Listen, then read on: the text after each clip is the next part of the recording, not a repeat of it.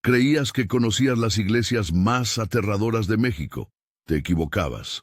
En este recorrido te voy a llevar a 10 edificios donde piedra, rito y memoria se mezclan hasta crear fenómenos que, según registros, testimonios y archivos, han dejado huella en quienes los habitan. No son leyendas sueltas, son relatos trazados en actas parroquiales, recogidos por cronistas y conservados en archivos municipales y fonotecas. Habrá coordenadas, fechas y nombres de quienes escribieron estas historias. Advertencia: algunas escenas son perturbadoras.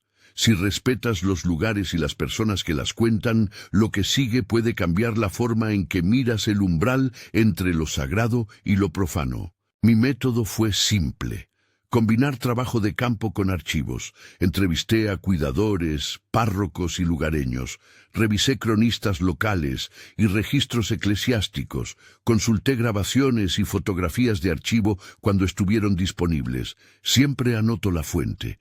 Cuando digo que un testimonio proviene del archivo parroquial, lo hago porque consulté ese fondo.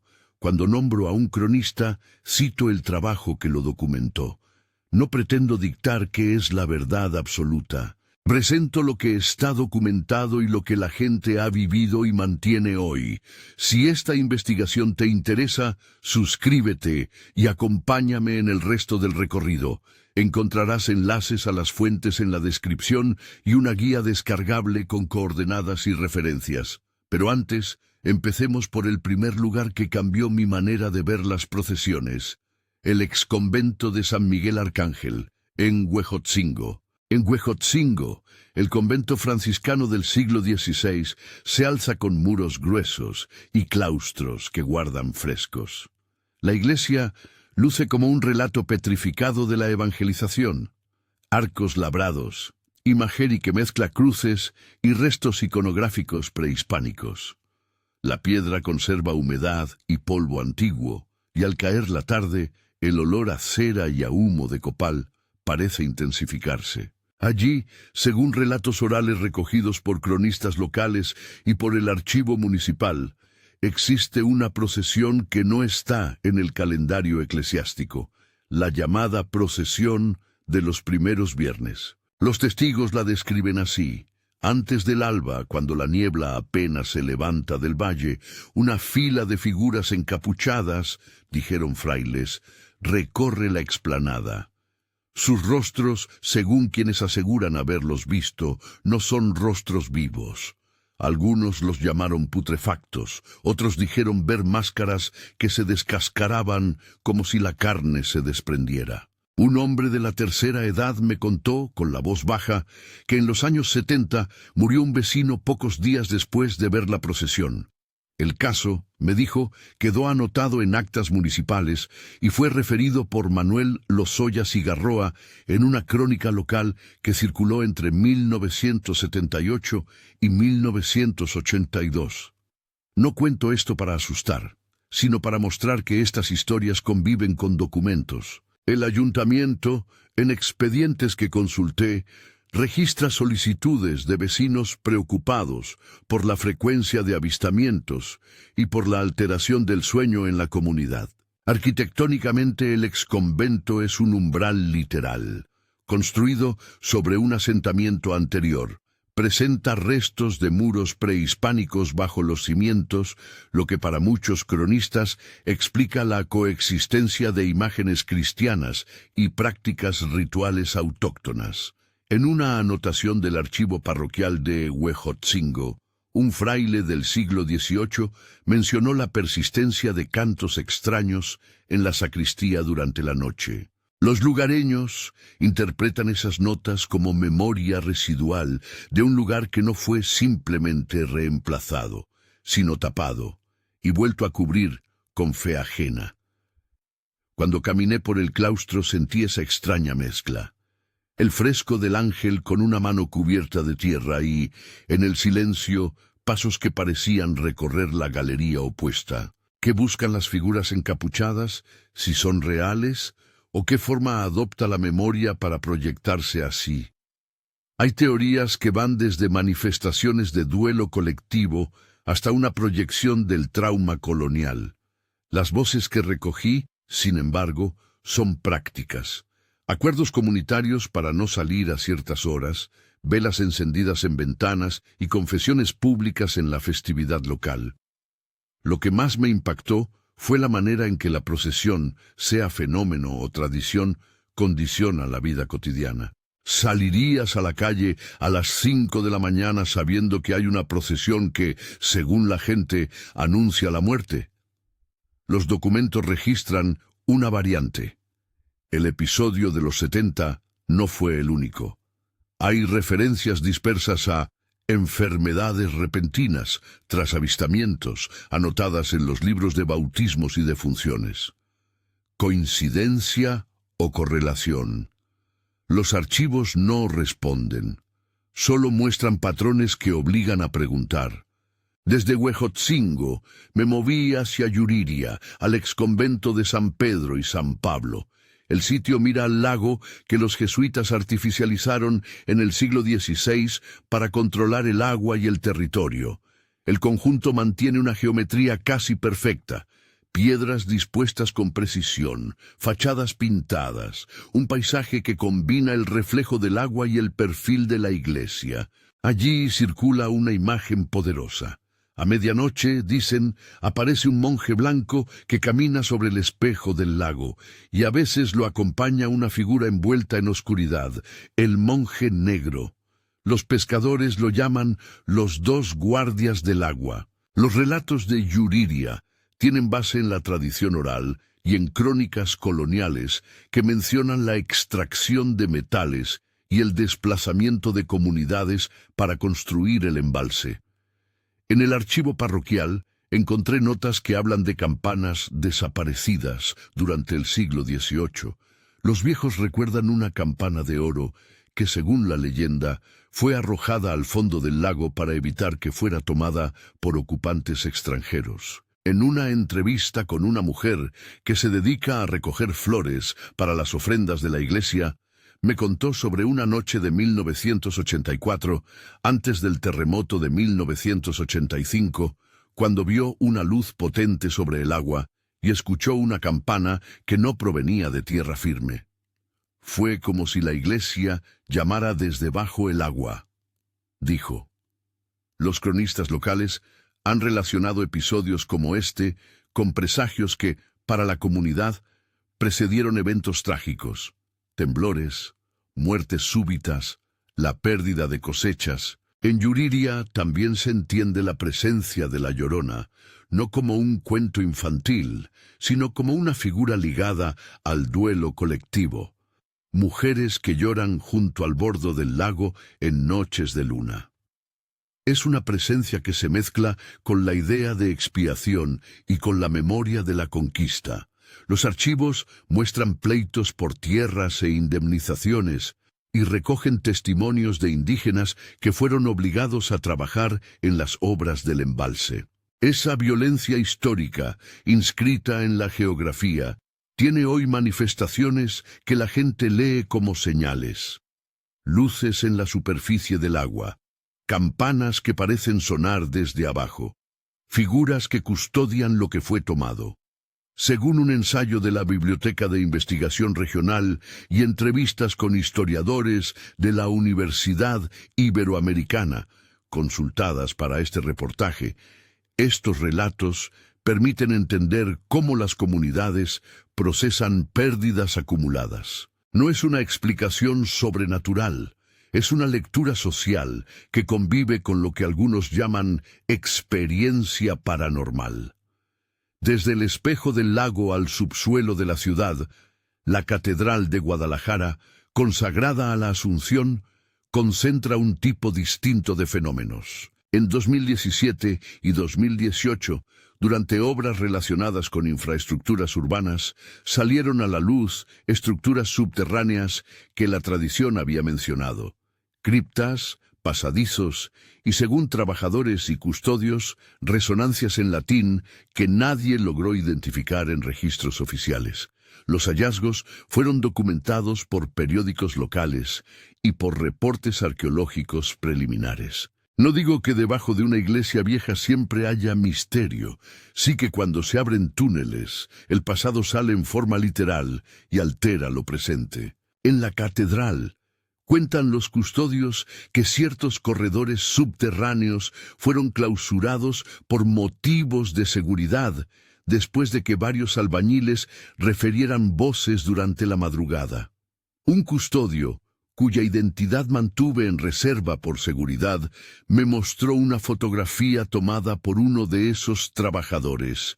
La imagen es borrosa, nocturna, y en ella se reconoce una cámara de aire en la bóveda y lo que parecen sombras alineadas. El custodio mencionó también a Santa Inocencia, una figura que en la devoción local está asociada a un relicario de una niña que, según algunos fieles, no se descompuso como se esperaría. Las atribuciones de curaciones alrededor del relicario son tratadas por la diócesis como testimonios de fieles más que como evidencia científica. Encontré expedientes en el archivo diocesano donde las curaciones están consignadas como atribuciones de fe, y donde se recomienda ofrecer registro médico cuando se hagan afirmaciones extraordinarias. Además, en la documentación asociada a la construcción de la Línea 3, hay menciones acrónicas de la Guerra Cristera que registran el uso de criptas para esconder a mártires y objetos de culto. Un investigador de la Universidad de Guadalajara, cuyo trabajo sobre arqueología urbana fue consultado para esta pieza, me explicó que el subsuelo de las catedrales suele ser palimpsesto, capas de uso funerario, canales de agua, bóvedas mal registradas y en ocasiones leyendas que nacen al calor de esos vacíos. Cuando la gente habla de voces en latín y de pasos que no tienen origen visible, lo que hay son relatos que se sostienen sobre documentos y testimonios. La mezcla produce una atmósfera que algunos experimentan como inquietante y otros interpretan como parte de la memoria histórica materializada. Oaxaca guarda otro tipo de tensión. El exconvento de Santo Domingo contiene un museo y un archivo enormes que conservan objetos sacros y piezas arqueológicas. El edificio en sí es testimonio de la superposición cultural. Sobre cimientos zapotecos se erigieron las naves y durante los siglos se registraron tensiones. El testimonio de empleados del museo, recogido en entrevistas, habla de objetos que se mueven de lugar en salas donde no hay visitantes nocturnos registrados. Me entregaron un acta interna donde se describe un desplazamiento inexplicable de un crucifijo en 1983, consignado por el personal del museo. Encontré la referencia en un legajo de correspondencia del Centro Cultural que recomienda revisar cámaras y protocolos de seguridad. No está en el anuario académico. Es un documento administrativo que, sin embargo, existe. Más allá de esos hechos, en Santo Domingo persiste la historia de un fraile asociado anónimamente a la Inquisición, que, según relatos, vuelve a caminar por corredores cuando el viento entra por la ventana sur. Los relatos de los pobladores y de los trabajadores del museo no buscan construir un monstruo. Hablan de una presencia que es para ellos la persistencia de una memoria incómoda. En un testimonio recogido para este video, una guía local me dijo que, ante visitantes escépticos, ella prefiere mostrar los documentos y dejar que el edificio hable por sí mismo. No hace falta asustar, dijo. La piedra ya lo hace. San Juan Chamula, en los Altos de Chiapas, exige un cuidado especial en la narración. Aquí, la religiosidad es un proceso sincrético profundo que combina rituales con copal, sacrificios de aves y prácticas que los antropólogos han estudiado como formas de continuar una cosmología indígena. No es teatro. Entrar en la iglesia de Chamula es entrar en un umbral distinto. Hay prohibición de fotos, ciertas prácticas no admiten observadores casuales y la comunidad ha impuesto protocolos para preservar la privacidad ritual. Al cruzar la puerta, muchos visitantes reportan que la atmósfera cambia. El olor a copal, la humedad concentrada, la disposición de las imágenes con espejos pegados a los rostros de las figuras religiosas. En entrevistas con investigadores de la UNAM y con líderes comunitarios se resume una idea que conviene respetar. Los muertos no están apartados del centro de la vida, están entre los vivos. Diversos turistas y documentalistas han narrado que sus cámaras se comportan mal dentro de la iglesia. Baterías que se agotan en horas, imágenes que aparecen distorsionadas, imposibilidad de grabar audio nítido. La comunidad, cohesionada por normas internas, atribuye estos efectos a una protección de los espacios sagrados. Los antropólogos interpretan la prohibición de imágenes como un mecanismo de control cultural. En mi experiencia, al acercarme con respeto y permiso, el ritual no se sintió como un espectáculo para extraños, sino como una forma de negociación con fuerzas que la comunidad entiende y nombra. Cualquiera que visite Chamula debe aceptar los protocolos, no fotografiar sin permiso, no intervenir en los actos y respetar el silencio cuando sea requerido. Aquí, el fenómeno que algunos llaman paranormal está tejido con prácticas vivas de creencia y memoria. La investigación documental que consulté para este segmento, entrevistas con líderes indígenas y artículos de antropología regional, insiste en que no se debe trivializar ni exponer rituales sin consentimiento. Al abandonar Chamula, el camino sube hacia regiones de extracción y minas. Ahí cambia el tono. En pueblos mineros, la acumulación de tragedias laborales se convierte en narrativas sobre guías fantasmales, riquezas que aparecen y desaparecen, y figuras que seducen a buscadores desesperados. Uno de esos lugares es Real de 14, en el norte de San Luis Potosí. Allí, la mina cerrada y las galerías laberínticas han dado pie a la figura del Jergas, un guía minero que, según las historias, conduce a quienes lo siguen hacia vetas de tierras ricas en plata y oro, pero también hacia la obsesión y la pérdida. Los relatos del Jergas se mezclan con la tradición del sombrerón y de la mujer de blanco. Son figuras que, en el imaginario local, personifican la atracción por la riqueza y el precio que demanda. Hablé con exmineros y con guías turísticos que con cautela me contaron anécdotas. Uno me relató la historia de un buscador joven que no volvió tras seguir a alguien que conocía el laberinto subterráneo mejor que nadie. La familia reportó su desaparición en una carta al archivo municipal. En registros de prensa regional se encuentran notas sobre rescates y accidentes en galerías abandonadas. En historiografías locales se registran huelgas y conflictos por la propiedad de vetas. En Real de 14, como en tantos lugares de minería, la frontera entre mito y documento es difusa. Hay notas periodísticas que registran muertes y desapariciones, y hay relatos orales que completan la narración con una lógica moral sobre la codicia. La última iglesia de la primera parte de este viaje es la Catedral de Durango, consagrada a la Inmaculada Concepción.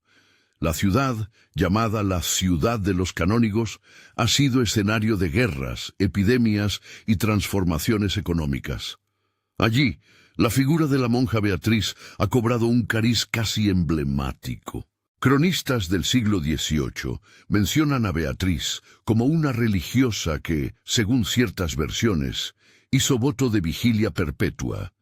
Testimonios contemporáneos hablan de una silueta que aparece en la torre cuando la campana marca la medianoche. En un expediente del siglo XVIII, consultado en el Archivo Histórico de Durango, hay una anotación curiosa. En 1738, alguien reportó el movimiento inexplicable de un confesionario durante una misa. El legajo conserva la firma de un notario y la anotación de un párroco, lo cual da al episodio un lugar en las actas municipales. Hoy, las fotografías que circulan en redes muestran una sombra alta en la torre, una silueta que, según expertos en imagenología consultados para este reportaje, no siempre es fácil de interpretar. A veces se trata de efectos de luz, a veces de doble exposición. No obstante, para muchos feligreses la figura es real y forma parte de la devoción local. La catedral tiene custodia estricta y no se permiten exploraciones libres del campanario. Los investigadores que han accedido han documentado la arquitectura interna y han recabado testimonios de campaneros que aseguran haber sentido presencias durante las noches de invierno. El archivo diocesano conserva cartas donde se pide oración comunitaria por almas en pena y donde se documentan rogativas antiguas que se hacen en fechas concretas para apaciguar eventos que, según la tradición, coinciden con épocas de enfermedad o mala cosecha. Si esto suena ya denso, hay un punto de inflexión. Los dos casos que seguirán a este bloque son los que más han dividido a los investigadores en cuanto a evidencia documental. En uno, el rastro es subterráneo y técnico, túneles cuyos planos aparecen en expedientes de obra pública. En otro, la presencia es tan visual y persistente que las imágenes y las crónicas se superponen hasta volver difuso el límite entre observación e interpretación. Las fuentes, periodísticas, archivos parroquiales y fonoteca, coinciden en una cosa. Hay relatos suficientes como para tomar nota, para caminar con cuidado y para respetar lo que las comunidades nos piden cuando entramos en sus iglesias. Mientras cerraba mis notas en Durango, un correo llegó desde la capital. Uno de los investigadores que colaboró en el volumen anterior me reenviaba copias de documentos sobre fenómenos que habíamos tratado antes. Entre ellos, hay 3 casos que ya tienen su propio lugar en la memoria colectiva y que también forman parte del listado que completaré en este ciclo. Uno es el demonio que, según ciertas crónicas y testimonios, fue atrapado en cámaras bajo la Catedral Metropolitana de la Ciudad de México. Otro son los túneles del Desierto de los Leones, documentados en expedientes de la época colonial y en informes de excavaciones modernas. El tercero es el monje sin rostro de Acolmán, una figura que los vecinos siguen mencionando con tono de advertencia. Esos relatos, comprobados en una mezcla de archivos y trabajos de campo en el volumen anterior, cerrarán el compendio más adelante, pero su repercusión ya tiñe la forma en que los pobladores interpretan las anomalías. No como episodios aislados, sino como patrones que cruzan geografía e historia. Todavía queda mucho por revisar.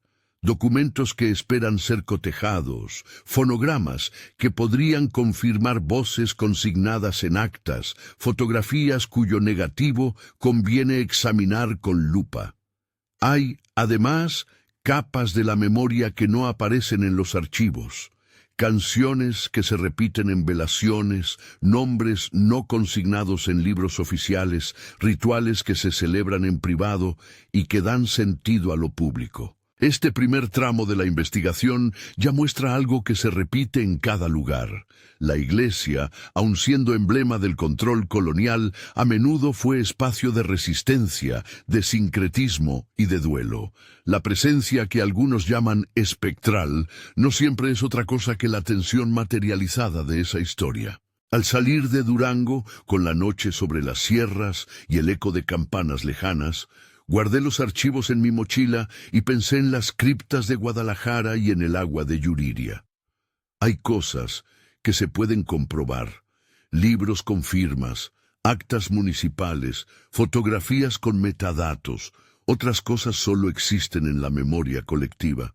Entre ambas está el territorio que estos fenómenos ocupan, ni totalmente explicable ni enteramente misterioso, sino en ese umbral donde la historia late y exige ser escuchada. Lo que sigue es aún más denso, galerías mineras que guardan secretos y túneles que podrían cambiar la cronología de ciertas obras. Encontré en las actas municipales de un pueblo minero un documento que empieza con una nota rutinaria y termina describiendo una serie de desapariciones con fechas que coinciden con la apertura de una veta. En otro legajo, una carta de un cura del siglo XIX advierte sobre luces y voces en la noche que desorientaban a los fieles. Estas piezas no son espectáculos, son pistas. Cuando vuelvas a mirar una iglesia antigua, quizá la veas no solo como un edificio, sino como un archivo latiendo, capas de memoriales, marcas de dolor y fragmentos de fe que se proyectan en la oscuridad.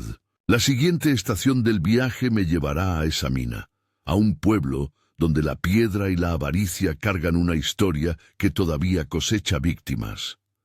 Allí, los relatos sobre guías que conducen a riquezas y sobre siluetas que aparecen en senderos abandonados son más que superstición. Se cruzan con pleitos notariales, con notas de prensa y con testimonios que permanecen vivos en las familias afectadas. Y entre esos documentos hay una fotografía recogida en un expurgo de prensa local de los años 90 que ha dividido a quienes la han analizado. Algunos técnicos dicen que es manipulación. Para otros, es la evidencia más consistente de la presencia de algo que no se limita al rumor. Al llegar al portal del pueblo minero, la tarde cae de golpe y la luz atrapa el polvo en capas que parecen moverse.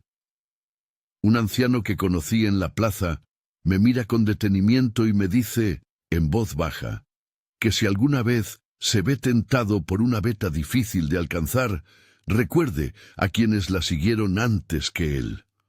No es una advertencia folclórica, es la memoria viva de casas que quedaron vacías, de mujeres que esperaron y de firmas en actas que quedaron sin respuesta. Hay historias que no se leen solo en los archivos, se sienten en la respiración de la gente.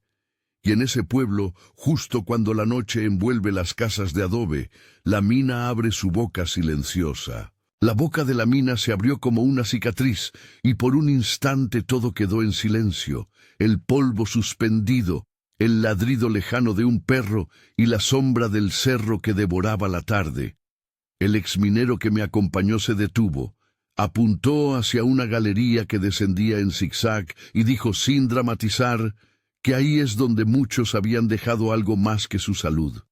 La cordura, el tiempo, la memoria de familias enteras. Me habló otra vez del Jergas, pero ya no como un cuento para turistas. Lo narró con la precisión de quien ha visto los planos, los expedientes y las actas de la caja municipal, donde la palabra desaparecido aparece escrita con fechas y firmas.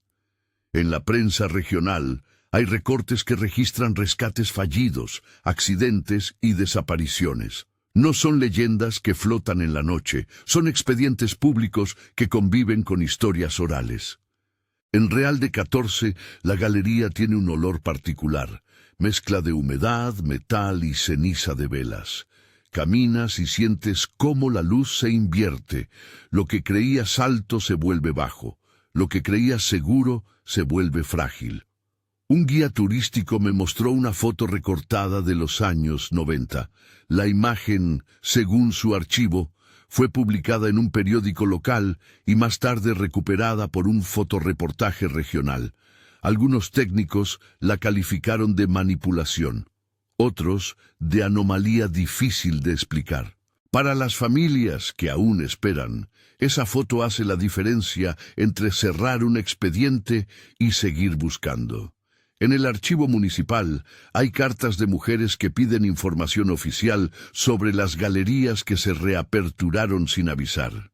Hay también notas de ayuntamiento donde se sugiere colocar señalética de peligro y advertir a los forasteros. La consecuencia local fue doble.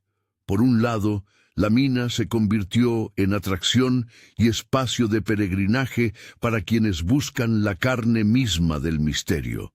Por otro, los pobladores reforzaron prohibiciones, cerraron accesos y multiplicaron las guardias nocturnas en las noches de luna. Algunos batían palmas en cruces improvisadas, otros encendían velas en memoria de los que no regresaron. Entre los guías existe una regla no escrita: no llevar a nadie solo al atardecer, no entrar en ciertas galerías que dicen no devuelven la brújula.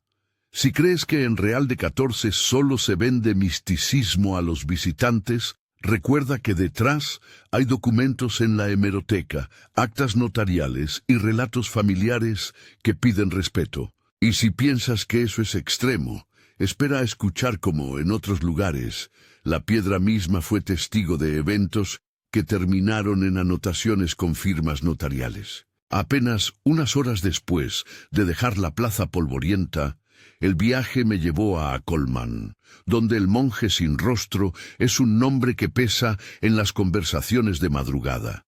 El convento franciscano de Acolman, con su atrio amplio y su campanario alineado contra el cielo, aparece en muchas guías como patrimonio virreinal. En las crónicas del siglo XVII se lo describe como un punto de control espiritual en la región. El monje sin rostro, sin embargo, no aparece en el inventario de bienes. Aparece en las anotaciones de los vecinos, en cartas que circularon entre feligreses y en entrevistas que recogimos para el volumen anterior. Allí, los testimonios coinciden en un detalle inquietante. La figura surge al final de la misa de la tarde, se coloca frente a la puerta principal y no responde cuando se le invoca. Quien me habló de él fue una mujer que había crecido a la sombra del templo. No quiso dar su nombre en cámara, pero mostró la libreta donde anotó con letra apretada las fechas en que varios gatos del barrio desaparecieron y en noches separadas por años se registraron cadenas de vómitos entre los animales. Las notas no prueban la existencia de una figura sobrenatural. Prueban, sí, que para la comunidad esos episodios forman una red de significados. En el volumen anterior contamos con una copia de una carta conservada en el archivo parroquial, en la que un sacristán del siglo XIX pedía que se revisara la bóveda porque suena a alguien que no tiene rostro. La redacción epistolar es propia de su tiempo, con giros religiosos y términos hoy extraños. La referencia existe y fue cotejada por investigadores que trabajaron en ese compendio. En Acolman, más que la imagen misma, lo que impresiona es la reacción colectiva. Cierres temporales de la iglesia, rogativas públicas y la práctica de no pasar por ciertas calles a tal hora. La consecuencia práctica, registrada en folios municipales, fue que en un período se reforzaron las rondas nocturnas y se pidió a la autoridad eclesiástica permiso para colocar iluminación nueva en la fachada. ¿Resolvió esto algo? Para algunos sí. La atmósfera cambió con la luz, para otros la presencia continuó, inasible a las mejoras. El caso del monje sin rostro funciona como un punto de encuentro entre escritura archivística y memoria vecinal.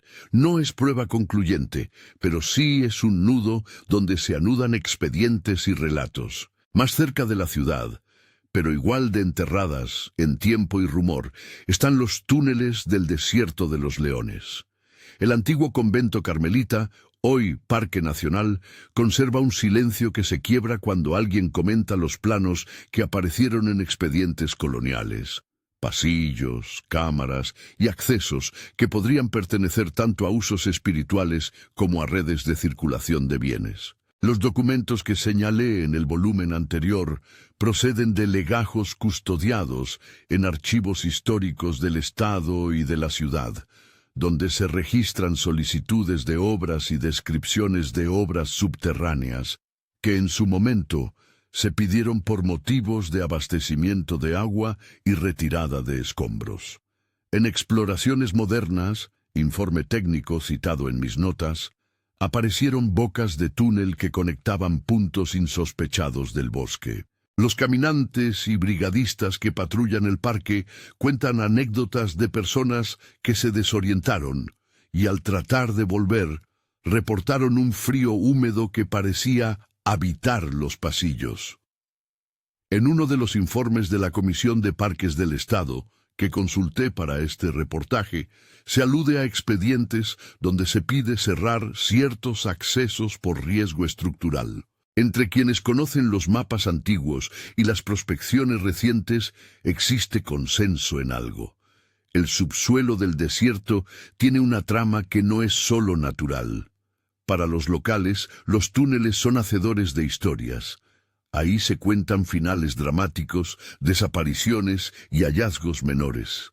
En los archivos hay planos con notas que, aunque orientativas, demuestran que los túneles no son pura invención. Hay fotografías de cajas de agua antiguas y descripciones técnicas que irritan a aquellos que prefieren los relatos puros.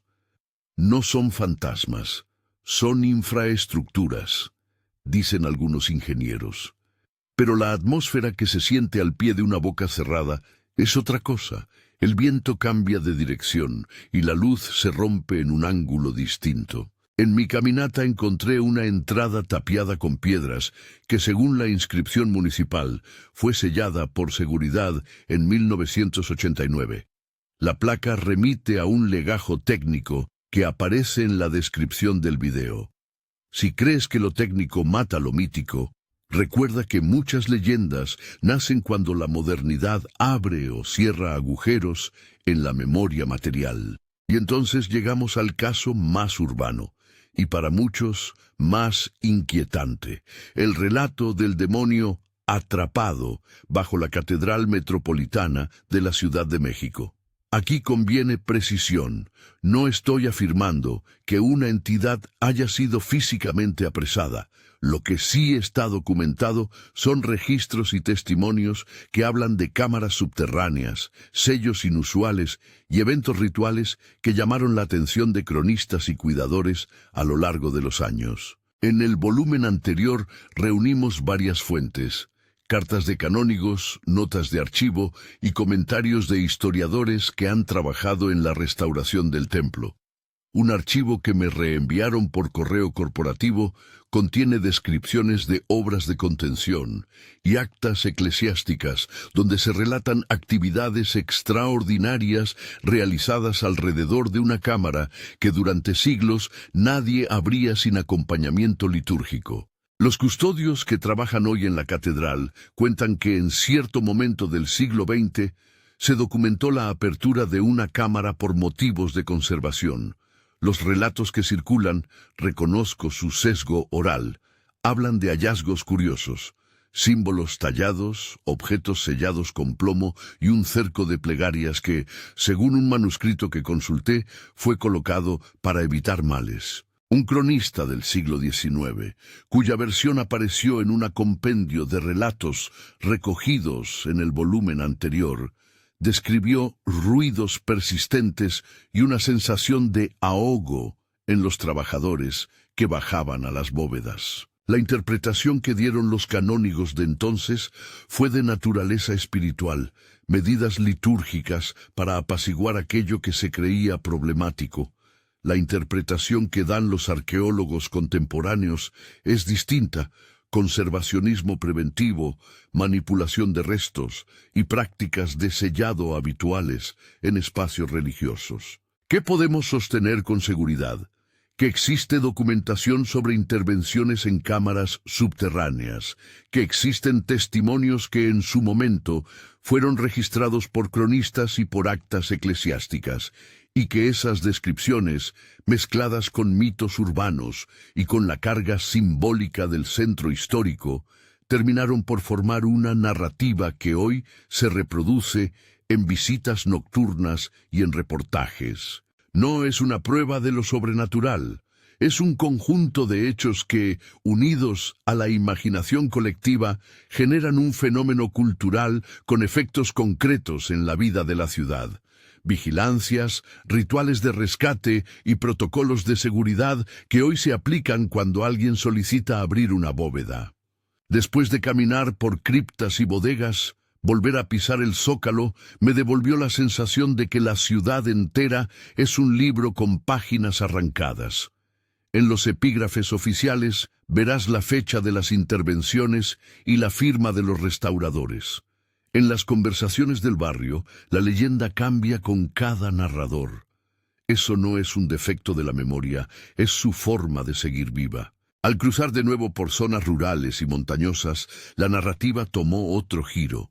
Los sitios de culto más pequeños también guardan marcas.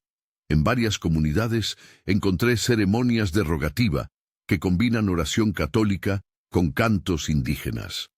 No es un sincretismo sin historia, es la continuidad de formas de leer el mundo cuando la institucionalidad no resolvió las heridas.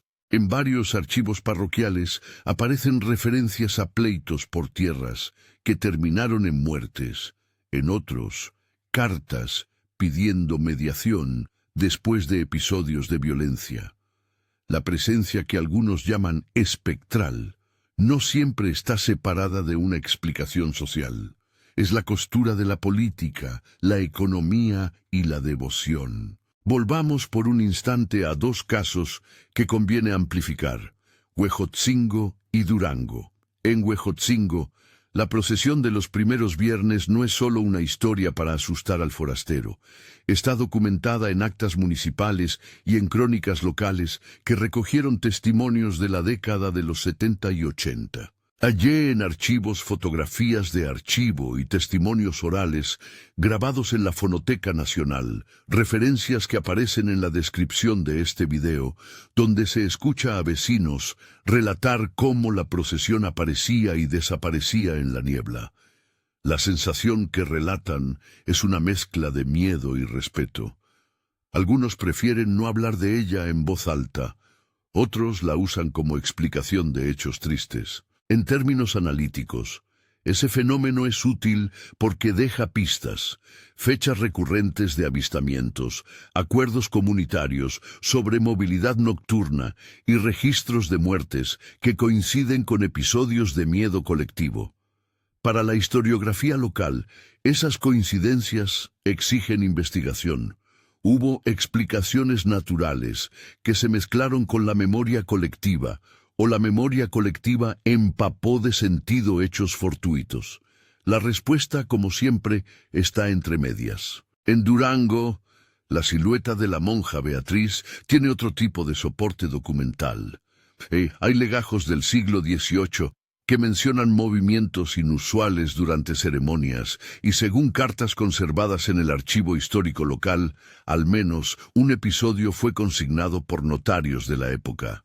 En mi investigación, contacté a un archivista que me mostró la transcripción de una anotación notarial de 1738, referencia que también reproducimos en la guía, donde se relata un movimiento del confesionario durante la misa. Ahí están la firma y la rúbrica. Están también las reacciones de la comunidad. ¿Qué explica ese caso? Puede haber desde fenómenos físicos mal documentados hasta interpretaciones religiosas que transformaron un accidente en milagro o en presagio. Lo que importa, desde la perspectiva de este reportaje, es que la documentación existe y que la gente la usa para sostener una experiencia. Estos dos casos, Huejotzingo y Durango, funcionan como clímax porque combinan testimonios, actas y efectos visibles en la vida comunitaria, medidas, rituales y memorias que persisten. A partir de ahí, la investigación corrió a buscar conexiones, patrones que se repiten en las crónicas, coincidencias de fechas y una constante que se repite en los archivos. Las iglesias fueron plantadas muchas veces sobre espacios que ya contenían historias previas. Sobre esas historias se colocaron rituales nuevos, se hicieron sellos y se escribieron actas.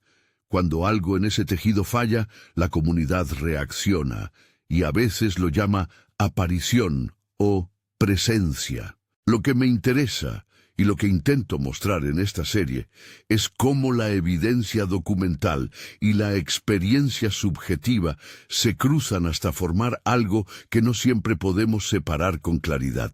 Antes de cerrar, hay un punto metodológico que quiero subrayar. En cada caso, citamos fuentes específicas. En la descripción del video encontrarás enlaces a los legajos municipales, a las notas periodísticas y a los artículos universitarios que consulté. En pantalla, cuando mencioné expedientes o grabaciones, aparecerá la referencia exacta: libro y folio, periódico y fecha, archivo y número de inventario.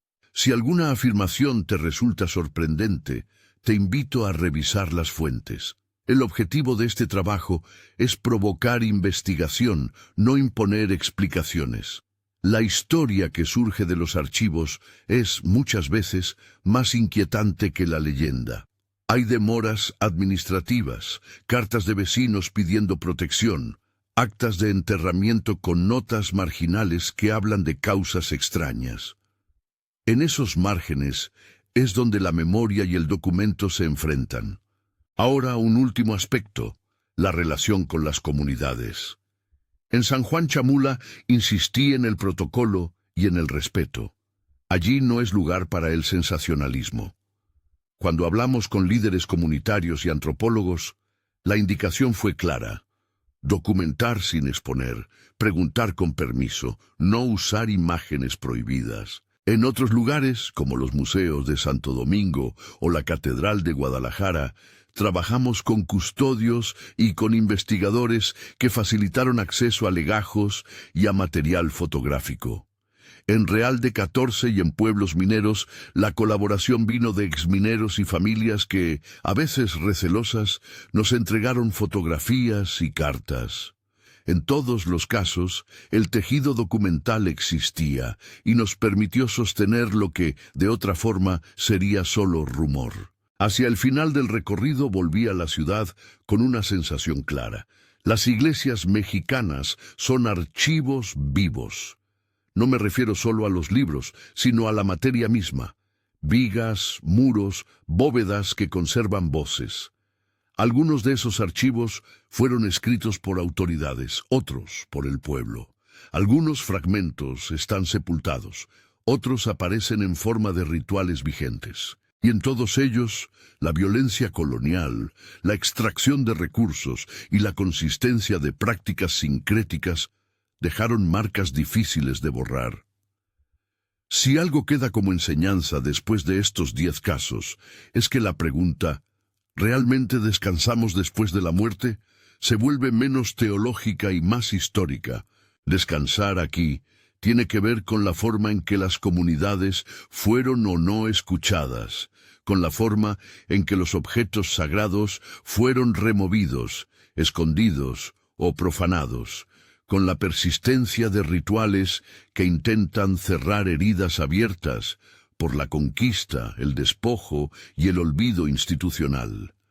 Las apariciones, los sonidos en latín que nadie identifica y los objetos que se mueven sin explicación funcionan como signos de una historia que no se dejó contar. En la descripción del video dejo la lista completa de fuentes principales: archivos parroquiales consultados, legajos municipales, notas periodísticas, trabajos universitarios y fonogramas donde se registran testimonios. En pantalla verás, junto a cada caso, una referencia breve para que puedas verificar. He evitado nombres de testigos cuando la seguridad y la privacidad lo requerían. En esos casos consigné la fuente institucional: archivo, museo, legajo. Si quieres profundizar, descarga la guía paranormal que acompaña esta serie. Allí están las coordenadas, las referencias bibliográficas y una guía de protocolos para quien desee investigar con respeto. Al cerrar, una petición: si alguna de estas historias te conmovió o te inquietó, compártela con alguien que respete los lugares y las personas que cuidan esos archivos. Si quieres que hagamos un volumen 3, cuéntame en los comentarios cuál caso te impactó más y por qué. Si tienes documentos o referencias adicionales, escríbelas con la fuente y las verificaremos. Suscríbete si quieres acompañar las próximas investigaciones y usa la guía descargable para recorrer con responsabilidad. En la pantalla final aparecerá la lista de fuentes y una nota de responsabilidad que conviene recordar. Este video presenta testimonios y registros históricos. Las interpretaciones pueden variar. Consulta las fuentes y si visitas alguno de estos lugares, respeta los protocolos locales. Pide permiso, no fotografíes donde está prohibido y no perturbes relicarios ni objetos sagrados. La noche me encontró de regreso en la carretera, con los legajos al lado y el eco de campanas que ya no eran sonoras, sino memorias.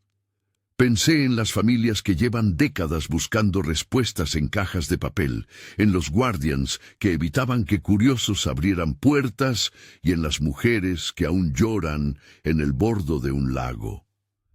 Las iglesias, los conventos y las minas que recorrimos no son solo escenarios de miedo, son lugares donde la historia está grabada en la piedra y en la palabra. Eso es lo que, al final, hace que estos fenómenos sean tan difíciles de encasillar. No pertenecen únicamente a lo que no podemos explicar, sino a lo que no hemos querido sanar. Gracias por acompañar este recorrido.